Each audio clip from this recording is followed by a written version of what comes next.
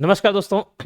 एक और model paper हम देखने वाले हैं। सीजी टेट आपका फरवरी में एग्ज़ाम है और ये 6वीं से 8वीं तक के लिए है।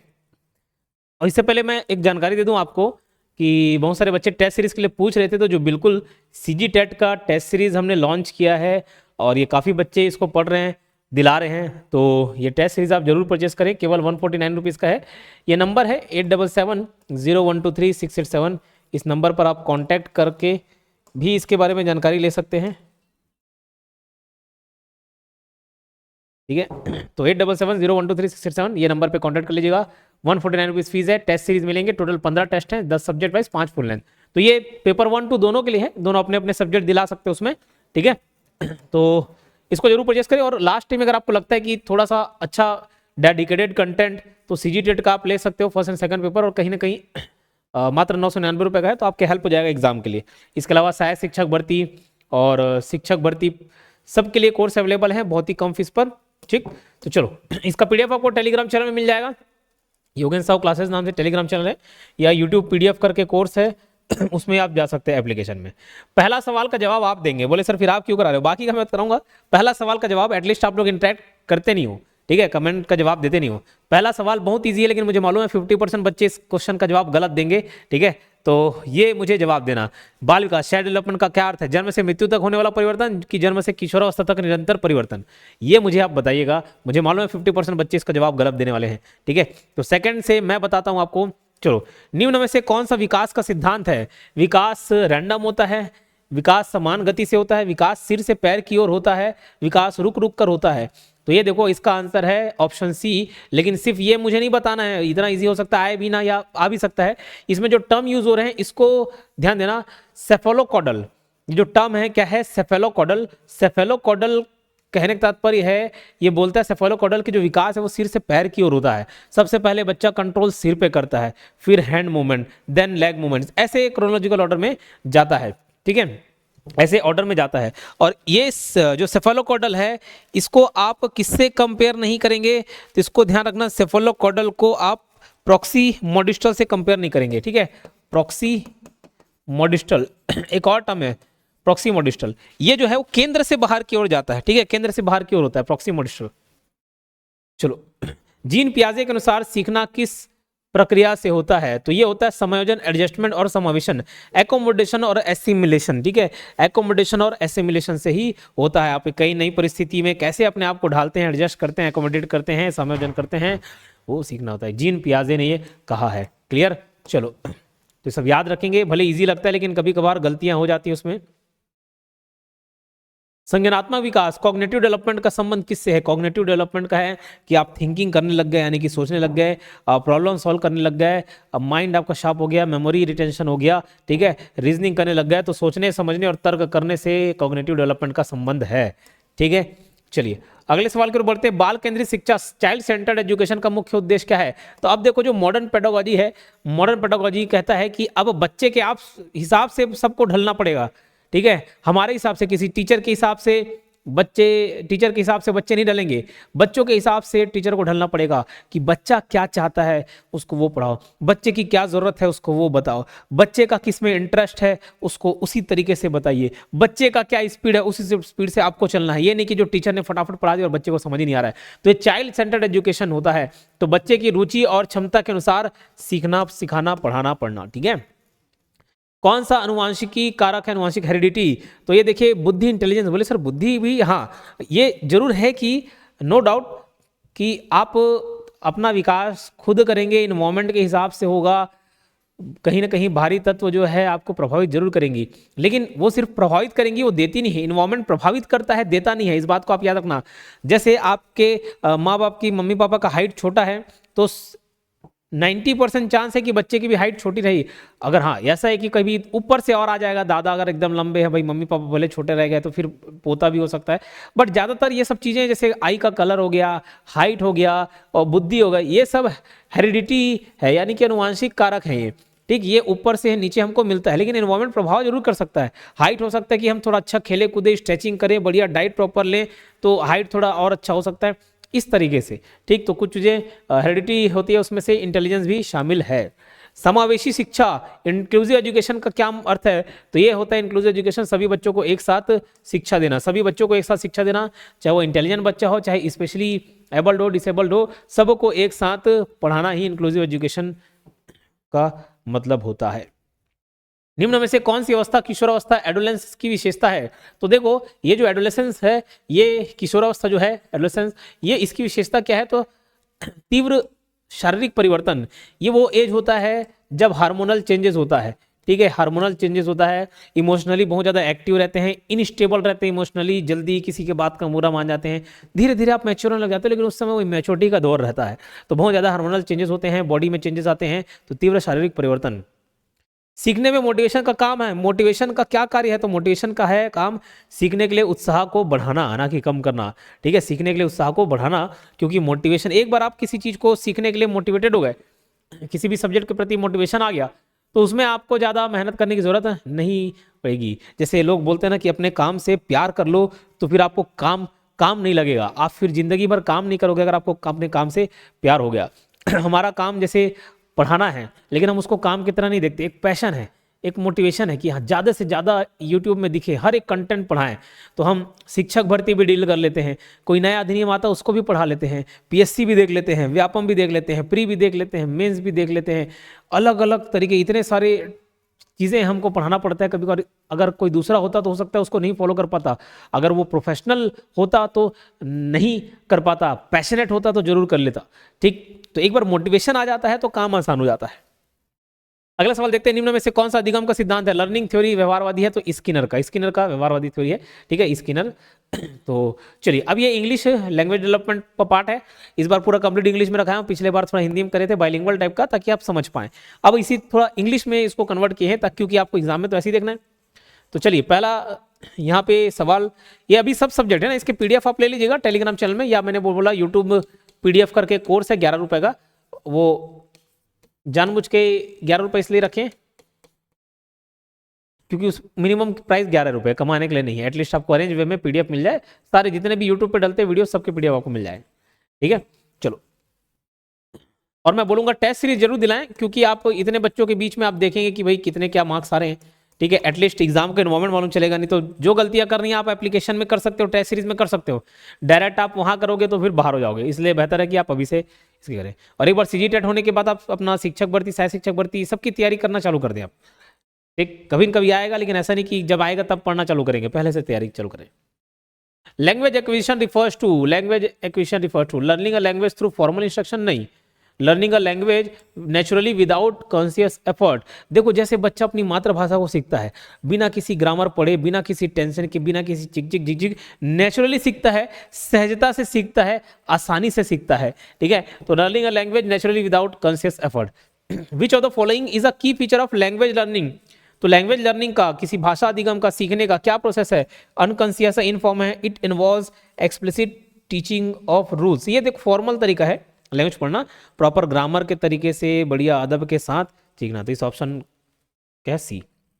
विच language skill develops first in children? तो ये क्रम को याद रख ले रहे हैं, LSRW। सबसे पहले बच्चा लिसनिंग करता है, सुनता है, उसके बाद बोलता है स्पीकिंग, देन राइट रीडिंग और देन राइटिंग। तो ये क्रम को याद रखेंगे, LSRW, ठीक है, LSRW। सबसे पहला क्या डेवलप होता है? लिसनिंग, बच्चा सुनता है, सुन के ऑब्जर्व करता है, समझता है, उसके बाद बोलना चालू करता है।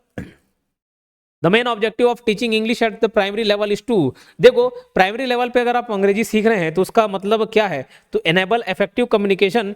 देखो प्राइमरी लेवल पर आप कोई लैंग्वेज सीख रहे हैं, इसका ये कदापि मतलब नहीं है कि आप तुरंत एकदम ग्रामर पोर्शन स्ट्रॉन्ग कर ले, एकदम रट डाले। शुरुआत में अगर कोई भाषा सीख रहे हैं तो उसका ये उद्देश्य होता है कि एटलीस्ट आप अपनी बातों को एक्सप्रेस कर पाएँ, अपनी बातों को सामने वाले को बता पाएँ और दूसरे की बातों को समझ पाएँ। इसका ये मतलब नहीं है कि हर एक ग्रामर परफेक्ट हो जाए, एकदम स्पोकन इंग्लिश कर लिए भाई, एकदम ग्रामर वामर नहीं, सिर्फ और सिर्फ अपने आप का। भाषा क्या है? भाषा क्या है? अपने विचारों को शब्द देने का नाम क्या है? भाषा है ना। विचारों को शब्द दे रहे हो आप ताकि आप किसी को समझा पाओ, तो बस वैसे ही the main objective of teaching English at the primary level is to enable effective communication.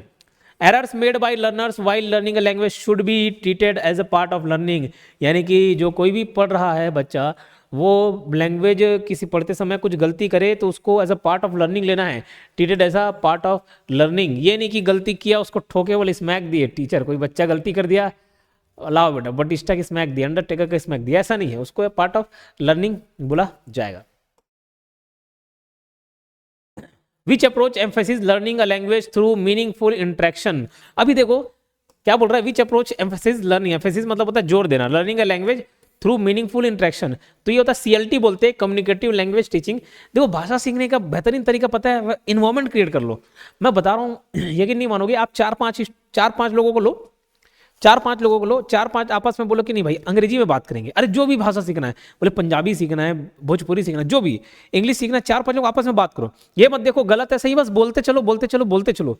अब होगा क्या, होता क्या है, ब्रेन कैसे काम करता है, मान चलो आपको कुछ बात सामने वाले तक बोलना है, आप टूटे फूटे जैसे भी बोल लोगे, सामने वाला जज नहीं कर रहा है, आप बोल लोगे, लेकिन आपके माइंड में ना चूंकि आपको तकलीफ होगी कि सिचुएशन में बोले कैसे, आपका माइंड उस चीज के लिए ना एक्टिव रहेगा। फिर कभी किसी दूसरे के मुंह से सुने, कभी पढ़ाई किए अंग्रेजी में, कभी किसी वीडियो को देख लिए, फॉरेन मूवीज देख लिए, हॉलीवुड वाला देख लिए, वो तुरंत क्लिक कर जाएगा कि इस टाइम में भाई ऐसा बोला जाता है, आपके मुंह से ऐसे निकलना चालू हो जाएगा। ये होता है। तो बेस्ट पार्ट क्या होता है, कम्युनिकेटिव लैंग्वेज टीचिंग, है ना। इंसान पता नहीं चलता लेकिन वो सीखते जाता है। क्लियर। आप सीखने को प्रेशर डाल के करते हो इसलिए नहीं सीख पाते, कोई भी भाषा हो। लेकिन बच्चे को नहीं मालूम कि भाई नहीं सीखा जा सकता, ये उसको नहीं मालूम है, उसको कुछ पता ही नहीं है, इसलिए वो सीख जाता है जल्दी। The role of a teacher in language classroom should be that of, the role of a teacher in a language classroom should be that of facilitator. देखो एग्जामिनर का नहीं, डिक्टेटर का नहीं, कंट्रोलर का नहीं, उसको टीचर को आके सिर्फ, टीचर का काम ये नहीं कि सिर्फ लेक्चर देना है ना, और डांटना है, दुपटना है, मारना है, नहीं। टीचर का काम है इन्वायरमेंट क्रिएट करना, एक हेल्दी इन्वायरमेंट क्रिएट करना, एक टीचिंग इन्वायरमेंट क्रिएट करना, जिसमें बच्चा आए सहज तरीके से उसको पढ़ पाए, ग्रेस्प कर पाए। Vocabulary is best taught through memorising word list. नहीं, ये देखो लगता आसान है लेकिन ये नहीं, using words in context, context में यानी कि कोई परिस्थिति के हिसाब से सीखना, ठीक है। जैसे मैं कल भी लास्ट वाले जो प्रैक्टिस सेट था उसमें मैंने उदाहरण दिया था, आई वॉज टेकन अबैक। अभी इस पूरा सिचुएशन बताने के बाद उस शब्द को बताया जा रहा, तो मतलब बहुत आसानी से सीख जाएंगे, ठीक है। क्लियर। तो ऐसे कुछ कंटेक्स्ट में कुछ यूज करके बताया जाए, है ना। चलो, a multilingual classroom means a classroom where student come from different language background. Option C, 19 का ऑप्शन सी है, student come from different language background. Multilingual classroom मतलब बहुत सारे अलग अलग मातृभाषा वाले बच्चे आ गए, अलग अलग बैकग्राउंड से आ गए, ठीक है। और टीचर को इसको एक नेगेटिव एस्पेक्ट से नहीं देखना है, नेगेटिव नहीं लेना, उसको पॉजिटिव वे में लेना है, एक रिसोर्स के रूप में देखना है। Reading for meaning is known as comprehension reading, याद रख लेना। रीडिंग फॉर मीनिंग मतलब सिर्फ पढ़ने के लिए नहीं पढ़ना, समझने के लिए पढ़ना, उसके अर्थ समझना, भावार्थ समझना, उसको कॉम्प्रिहेंशन रीडिंग बोला जाता है। ये 20 क्वेश्चन हो गए। इस टोटल मॉडल पेपर में 50 क्वेश्चन है। आगे की कमान आपके मनीष सर संभालेंगे, ठीक है। बहुत ही अनुभवी टीचर, बहुत ही सहज सरल स्वभाव के, ठीक है। और ये CG टेट शिक्षक भर्ती सबका कोर्स अवेलेबल है। अगर आपको कोई भी कोर्स परचेस करना है, एप्लीकेशन है हमारा योगेंद्र साहु क्लासेस नाम से, ये एप्लीकेशन, और ये नंबर 8770123687, इस नंबर पर आप अधिक जानकारी के लिए कॉल कर सकते हैं। तो मनीष सर स्वागत है आपका। ये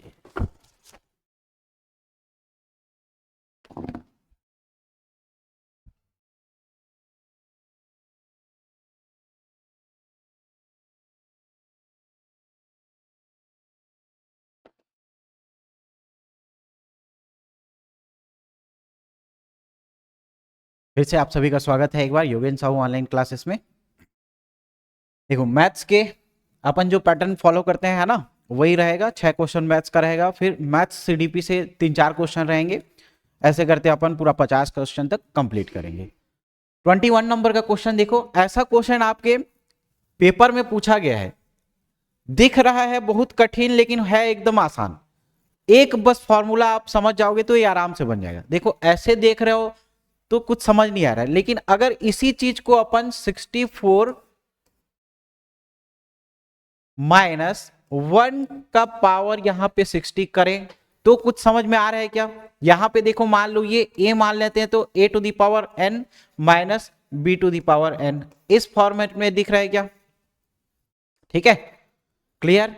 तो इसका एलिब्रेट कैसे करोगे, a plus B into A minus B, या इसको a square minus B square के फॉर्म में लिखोगे तो देखो इसको अगर a मानोगे इसको b मानोगे, ए स्क्वायर माइनस बी स्क्वायर इस फॉर्म में दिख रहा है, इसका एलिब्रेट करोगे तो क्या होगा a plus B into A minus B. बस ये छोटा सा कॉन्सेप्ट इसमें लगेगा, ठीक है। अब a प्लस बी और a माइनस बी करोगे तो देखो अगर इस वाले वैल्यू को अपन a मान लें, इसका भी पावर 60 है, ये क्या हो जाएगा b मान लें, तो यहां पे देखो a प्लस बी करोगे तो कितना आएगा 64 प्लस 1 65 इंटू 63 आएगा, है ना। अब ये आ गया, अब क्या बोल रहा है किस संख्या से पूर्णतः विभाजित होगा। इनमें से आप चार संख्या देख रहे हो, इसमें से किससे विभाजित हो रहा है जी, देखो 32 से हो गया क्या, नहीं होगा। 21 तिया करोगे तो 63 कैंसल हो जा रहा है ना। मतलब इससे क्या हो रहा है, ये पूर्णतः विभाजित हो रहा है, तो क्या होगा हमारा आंसर, ऑप्शन नंबर बी सही होगा। समझे कैसे किए, यहां पे जो दिख रहा है बस उसको a to the power A square minus B square इस फॉर्म में ये दिख रहा है, आप क्या करोगे इसको एलिब्रेट कर लोगे, ठीक है। a to the power n minus B to the power n ऐसे होगा, तो इसमें से ये a प्लस बी एक बार आएगा और इसमें से क्या होगा a माइनस बी। पावर देखो दोनों का सेम है, यहां पे भी 60 है यहां पे भी 60 है। ए स्क्वायर माइनस बी स्क्वायर के फॉर्म में आप लोग जानते हो, बस उसी का एडवांस वर्जन है, याद रखना a to the power n minus B to the power n, जहां पे n क्या दिख रहा है, इनका समान दिख रहा है, क्लियर। तो ये 21 से विभाजित होगा, याद रखना 21 का क्या होगा ऑप्शन नंबर बी। ए स्क्वायर माइनस बी स्क्वायर वो बस बताने के पर्पज से बताया था कि इस हिसाब से फॉर्मूला बनता है, लेकिन उसका एडवांस वर्जन याद रखना A to the power n minus B to the power n, जिसका n मतलब पावर क्या है बराबर है, तो बेस में एक बार प्लस हो जाएगा बेस में एक बार माइनस हो जाएगा। माइनस हो रहा है मतलब 63 आ रहा है एक बार, तो ये 21 तिया से जा रहा है, मतलब ये पूर्णतः विभाजित होगा, ठीक है, बन जाएगा। सरल सा कॉन्सेप्ट था। इसको देखो 22 को लेंदी टाइप का दिख रहा है, हाँ एकदम बेसिक मेथड से बनाओगे लेंदी लगेगा, लेकिन क्या करना है देखो इस सेक्शन को यहां पे सॉल्व करने के बाद ये कितना दिया है 385 आंसर ले आया, तो इसको जबरदस्ती और क्यों सॉल्व करें, मतलब है क्या इसको सॉल्व करने का, नहीं है। इसका लास्ट और इसका पहला दोनों का क्या कर लो आपस में मल्टीप्लाई कर लो, तो सीधा सीधा डायरेक्ट आंसर निकल जाएगा। 2 का वर्ग क्या होगा 4, 5 चौं 20, 8 चौं 32, 2 34, 4 तिया 12 और 3 15, 1540 क्या आएगा, सीधा इसका आंसर आएगा, ठीक है। शॉर्ट ट्रिक भी बताते चल रहा हूं भाई, शॉर्ट ट्रिक से आप जितना टाइम बचा पाओ उतना बढ़िया है आपके लिए, है ना। बेसिक मेथड तो ठीक है जानोगे काम आएगा ही आएगा, शॉर्ट मेथड भी याद रखते चलना, है ना। तो इसमें देखो इसको पूरा सॉल्व करके 385 निकाला है, तो इसको इससे मल्टीप्लाई कर दो आंसर निकल जाएगा। 540 का है ऑप्शन नंबर बी में, ठीक है।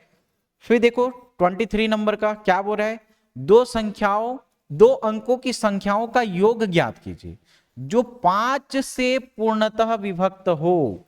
5 से पूर्णतः विभक्त हो बोल रहा है, मतलब 5 फिर 10 फिर 15 इस तरह से जाएगा, क्या लास्ट में क्या होगा 95। लेकिन एक क्वेश्चन ये बोला है यहां पे देखो 2 अंकों की संख्या, तो ये तो एक अंक संख्या दिख रहा है, ये कट जाएगा, तो अपने पास बचा संख्या क्या है, ये संख्या है जो पूर्णतः 5 से क्या होगा विभक्त होगा। समझ में आ गया कहां से ये चालू होगा, तो 10 से चालू हो जाएगा, याद रखना 10 प्लस 15 है ना 20, ऐसे करते करते कहां जाएगा 95 तक जाएगा, जो 5 से पूर्णतः विभक्त होगा और 2 अंकों का है। अगर इससे अपन क्या निकाले 5 निकाल दे, 5 का पहाड़ा से जाएगा, ये देखो 5 दूनी 10, 5 तिया 15, 5 चौं 20, कहां जाएगा 19 बार में, ठीक है, ठीक ओके।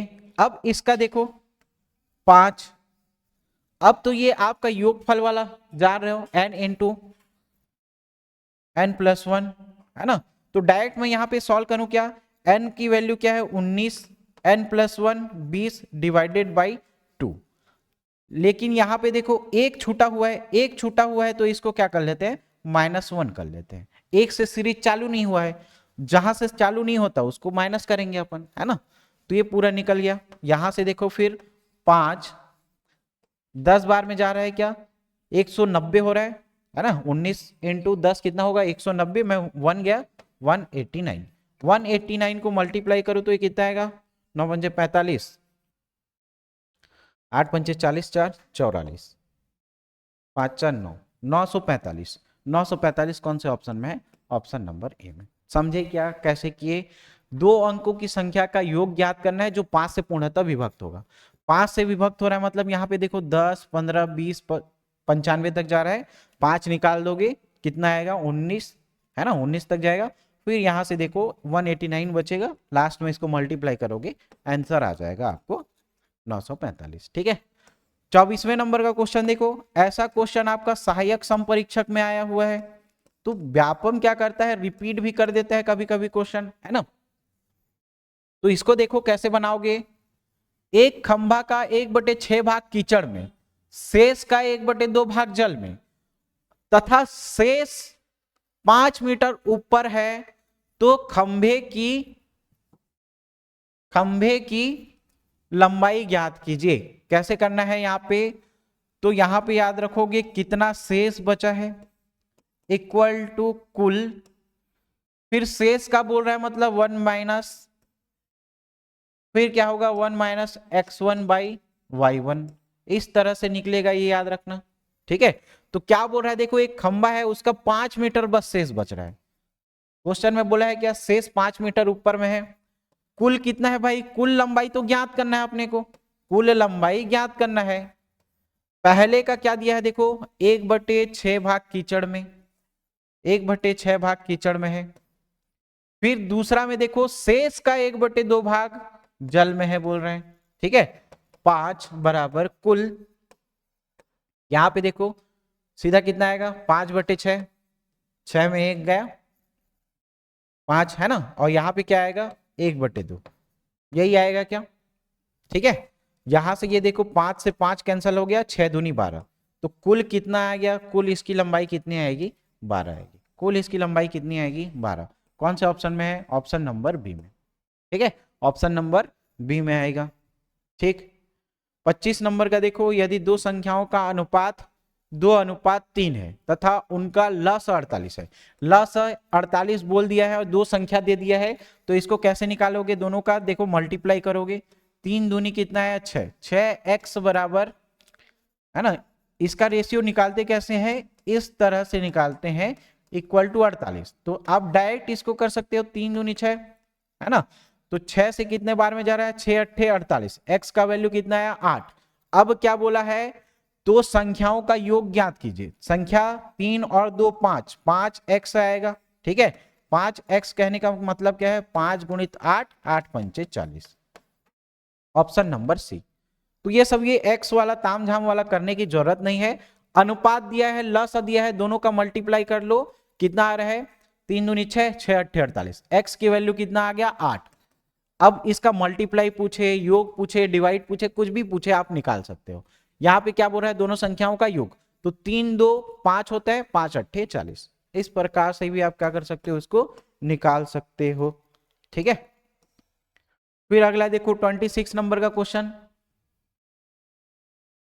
इस वाले क्वेश्चन को अगर इसको मैं थोड़ा एलिब्रेट करूं तो देखो 144 प्लस x आएगा क्या ऊपर में, 144 प्लस x आएगा ऊपर में, पूरे का रूट है देखो डिवाइड बाई 144, इस टाइप से आएगा क्या 13/12, 13/12।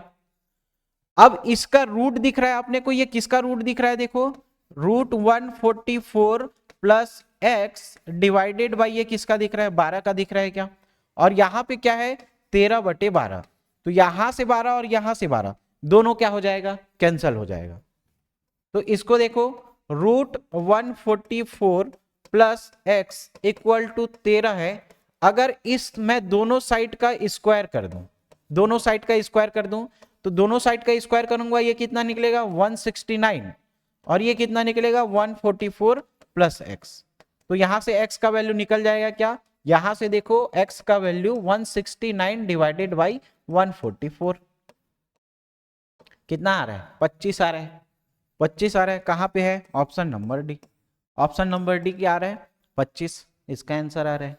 ठीक है, क्लियर, तो ये आपके मैथ्स के क्वेश्चन हो गए। फिर इसके मैथ्स के पेडागोजी वाले सेक्शन को देखेंगे। रेहाना गणित की एक अच्छी अध्यापिका है, अध्यापिका बनना चाहती है ना, मतलब वो गणित के टीचर बनना चाहती है। गणित की अच्छी अध्यापिका बनने के लिए उसमें खाली स्थान होना चाहिए। क्या होना चाहिए? तो सबसे पहले तो उसको गणितीय ज्ञान का वास्तविक जीवन से क्या रिलेशन है, क्या संबंध है, उसको समझना पड़ेगा, है ना। वो समझने की क्षमता होनी चाहिए उसको। तो छात्रों को गणित ओलंपियाड के लिए तैयार करने का कौशल होना चाहिए। गलत है भाई। संकलनात्मक समझ और गणितीय ज्ञान को वास्तविक जीवन से संबंधित करने की क्षमता। ऑप्शन नंबर बी क्या दिख रहा है? सही दिख रहा है। ठीक है।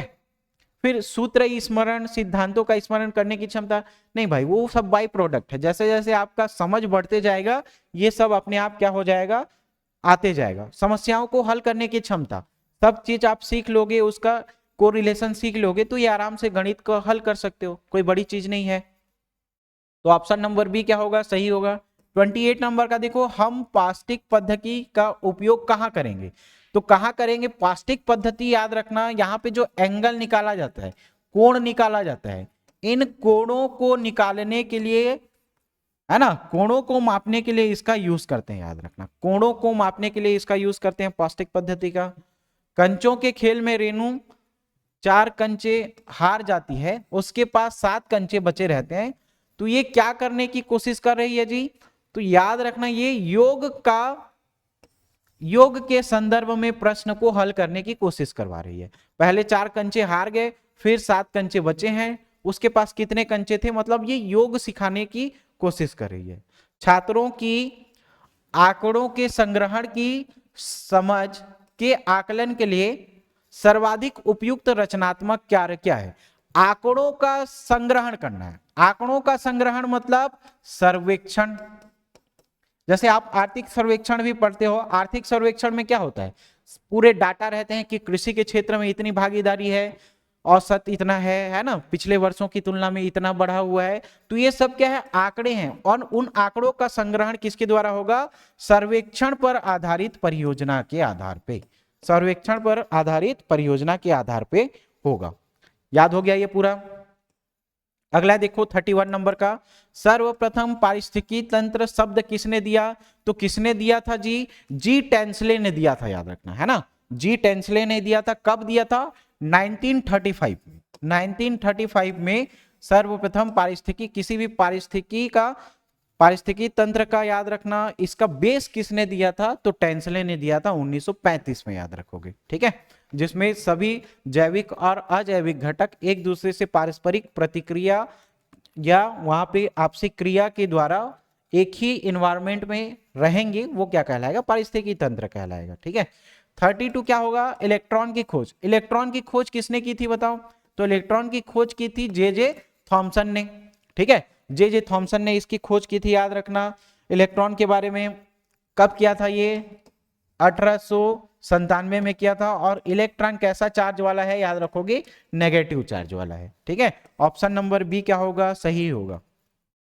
ब्लीचिंग पाउडर का सूत्र क्या है? ब्लीचिंग पाउडर का सूत्र याद रखना, ये कैल्शियम से बनेगा, ऑक्सीजन से बनेगा और क्लोरीन से बनेगा। ठीक है, इससे बनेगा। कहां कहां पे है देखो, कैल्शियम कहीं पे यहां दिख रहा है, ऑक्सीजन और क्लोरीन नहीं दिख रहा है ना, ऑप्शन नंबर ए दिख रहा है। देखो, कैल्शियम ऑक्सोक्लोराइड, है ना। इसका याद रखना।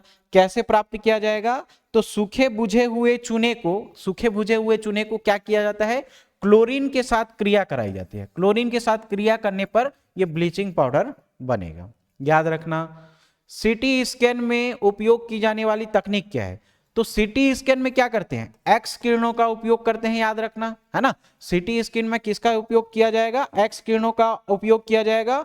और ये क्या करते हैं? आयनिक विकिरण उत्पन्न करते हैं। आयनिक विकिरण उत्पन्न करेंगे, आयनिक विकिरण उत्पन्न करेंगे। याद रखना, उत्पन्न करेंगे। ठीक है, आयनिक विकिरण उत्पन्न करेंगे। 34 का ऑप्शन नंबर सी सही होगा। सत्य कथन क्या है भाई? सत्य कथन देखो, ए बी और सी और डी दिया हुआ है। यह संभव है कि विस्थापन शून्य हो लेकिन दूरी शून्य ना हो, यही सही दिख रहा है। आप कैसे बोलोगे? देखो, मान लो रायपुर, है ना, रायपुर से कोई आ रहा है यहां भिलाई तक, XYZ जितना भी किलोमीटर है, मान लो यहां से यहां तक 40 किलोमीटर है, ठीक है। रायपुर से आता है भिलाई, फिर ये भिलाई से पर्टिकुलर एक जगह होगा, कोई भी घड़ी चौक है ना, उसका घर होगा, भिलाई में एक जगह बस स्टैंड आया, बस स्टैंड से वापस ये कहां चला गया, उसके घर घड़ी चौक चला गया, तो 40 किलोमीटर गया, 40 किलोमीटर आया, इसका विस्थापन पूछा जाएगा, तो विस्थापन मतलब क्या होगा, 0 हो जाएगा। विस्थापन क्या हो जाएगा, 0 हो जाएगा। यहां गया और यहां आया, मतलब उसके विस्थापन में कोई चेंज नहीं, जहां पहले था वहीं आ गया, तो विस्थापन यहाँ पे 0 हो गया। लेकिन इसकी दूरी के बारे में अगर देखें, दूरी के बारे में देखें तो ये 40 किलोमीटर गया है, 40 किलोमीटर वापस आया है, मतलब 80 किलोमीटर इसका दूरी होगा। कभी भी दूरी शून्य नहीं होगी, लेकिन विस्थापन क्या हो सकती है, शून्य हो सकती है भाई। ठीक है, क्लियर, समझ में आ गया। ऑप्शन नंबर ए क्या हो जाएगा, सही होगा। तारे के टिमटिमाने का कारण क्या है जी, तो अलग अलग घनत्व की परतों से इसकी प्रकाश जो है वो हम तक पहुंचती है ना, अलग अलग परतों से, अलग अलग परतों से आती है, इसलिए अपने को क्या दिखाती है, टिमटिमाते हुए दिखाती है, याद रखना, अपवर्तित हो जाएगी। प्रकाश अलग अलग घनत्व की विभिन्न परतों से हो करके अपवर्तित होगी। ऑप्शन नंबर बी क्या है, सही है। 37 देखो, अल्जाइमर रोग में मानव शरीर का कौन सा अंग प्रभावित होता है, तो अल्जाइमर में देखो पहला दिख रहा है कान, दूसरा दिख रहा है मस्तिष्क, मस्तिष्क सही होगा, है ना। अल्जाइमर रोग किसमें होगा, मस्तिष्क में, दिमाग में होता है भाई, ठीक है, तो मस्तिष्क में होगा अल्जाइमर रोग, याद रखना। शरीर में ऊतकों का निर्माण कहाँ होता है, तो शरीर में ऊतकों का निर्माण 38 नंबर का देखो, प्रोटीन, ठीक है, शरीर में ऊतकों का निर्माण किससे, प्रोटीन से होता है, याद रखना। लार किसके पाचन में सहायक है, सहायक शिक्षक विज्ञान प्रयोगशाला में ये क्वेश्चन पूछा गया था, तो लार किससे संबंधित है, याद रखोगे, स्टार्च से, है ना। लार मतलब इससे किससे पाचन होगा, तो इसमें देखना टाइलिन, ऐसे करके ट्रिक भी बताता हूं मैं। इसमें क्या है, पहले यहां पे रहेगा, ये टाई पहनेंगे, तो टाई में याद रखोगे लार पाया जाएगा, और किसका पाचन करेगा, ये स्टार्च का पाचन करेगा, ठीक है, याद रखना। ठीक, तो लार किसके पाचन में सहायक होगा, याद रखोगे स्टार्च के पाचन में। समसूत्री विभाजन में पुत्री कोशिका समरूप मातृ कोशिका होती है, तो इसमें याद रखोगे केवल आकृति, आकार, गुणसूत्र, पूरक सभी में होगा, ये ऊपर के जितने दिख रहे हैं सभी में क्या होता है, द्विगुणन के पश्चात यहां पे दो समान संतति, चाहे वो पुत्र या पुत्री, दो संतति में बंटता है, मतलब उसकी आकृति, आकार, गुणसूत्र सभी आएंगे इसके ऑप्शन में। ऑप्शन नंबर डी क्या होगा, सही होगा, ठीक है, ऑप्शन नंबर डी सही होगा। फिर हिंदी के अपन देखते हैं 10 क्वेश्चन, जिसमें से 6 क्वेश्चन आपका हिंदी से रहेगा और 4 क्वेश्चन हिंदी के पेडागोजी सेक्शन से रहेगा। यही पैटर्न आपका रहने वाला है ना, लगभग 30 से 40% आपका पेडागोजी का आएगा, बाकी सेक्शन आपका प्योर हिंदी से आएगा, ठीक है। तो आप लोग तैयारी भी कर रहे हो तो इसी हिसाब से करना आप लोग। अनुदित का सही संधि विच्छेद क्या है, अनुदित का सही संधि विच्छेद याद रखना, ऑप्शन नंबर ए सही होगा।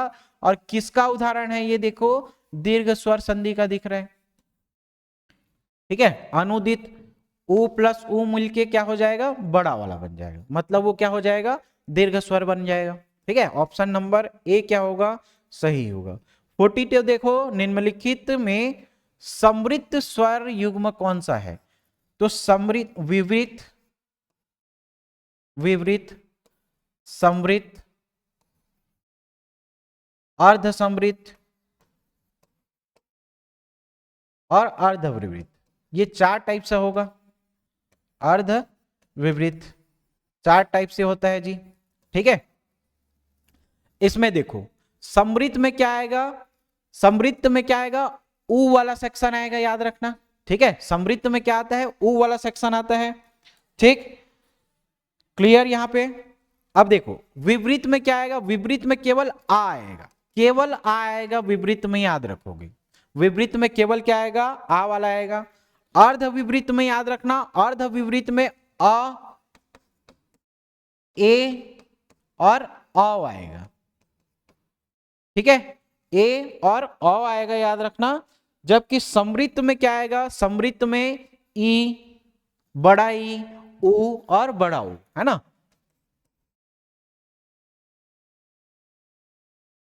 बड़ा ऊ किस में दिख रहा है, आप देखो तो किस में दिख रहा है, समृद्ध स्वर युग्म कहाँ आएगा, तो समृद्ध स्वर युग्म देखो यहां पे आ रहा है, ऑप्शन नंबर ए क्या है, सही है। ठीक है, फिर देखो 43 नंबर का उच्चारण स्थान, ये उच्चारण स्थान वाला क्वेश्चन पूछता है भाई, तो क वाला याद रखोगे, क वर्ग जो है वो कहां से निकलेगा, कंठ से। ठीक है, च वर्ग याद रखना तालव्य से, शॉर्ट फॉर्म में याद रखोगे तालु से। त वर्ग याद रखोगे दंत से। प वर्ग याद रखोगे ओष्ठ से। ठीक है, ओष्ठ से याद रखना। कंठ से देखो क वाला वर्ग किससे निकलेगा, कंठ से, तो क ख ग होता है क्या, तो 3 हो जाएगा, यहां पे दिख रहा है।